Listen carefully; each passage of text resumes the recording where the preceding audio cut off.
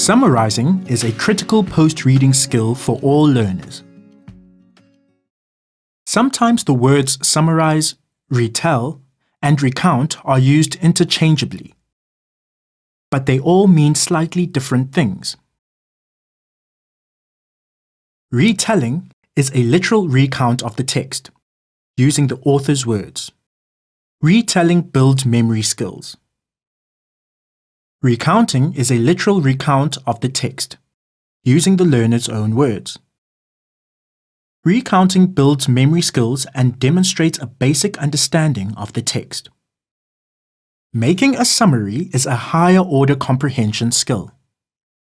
Summarizing requires learners to determine the most important ideas in a text and to put them together in a meaningful way. Teachers must help learners by modeling how to make a summary. Then, ensure that learners have lots of regular practice to develop this skill. Let's see how a social sciences teacher helps her learners to summarize a text related to microscopes. To teach learners how to make a summary, begin by reading the text aloud.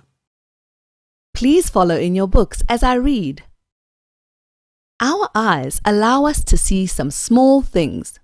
We can see ants crawling on the ground. We can see the hair on our skin. However, a microscope allows us to see things that we never could see with our own eyes, no matter how excellent our vision. With a microscope, we can see that ants have compound eyes. A microscope also allows us to see the hair follicles in our skin.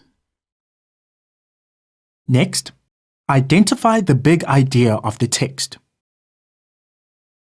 I will summarize this paragraph. First, I will try to identify the big idea that all sentences are about. I think these two sentences capture the big idea because all of the sentences are about what you can see with your eyes and what you can see with a microscope. Then, identify and get rid of the information that isn't important. It will help to get rid of the information that is not very important to remember. I think these sentences that describe what we can see with our eyes and what we can see with a microscope aren't too important. They are just examples. The examples help me understand what microscopes allow us to do, but they aren't really the point. Let's cross out all the unimportant information. Next, share a model summary with learners. A good summary of a paragraph should be no more than one sentence long, and it should be in your own words. Now I think about the main idea and turn these sentences into a single sentence of my own. Microscopes allow us to see things that are too small to see with our own eyes. Compare your model summary to the original text. My summary focuses only on the main idea. It ignores the examples that were used to illustrate this big idea. The examples are interesting, but not that important. My summary is short and written in my own words. I think this is a good summary. After modeling, form a summary together as a class. Let's read the next paragraph and work through making a summary together. We do this by asking the following questions. What are the main ideas? Which words or sentences tell us the main ideas?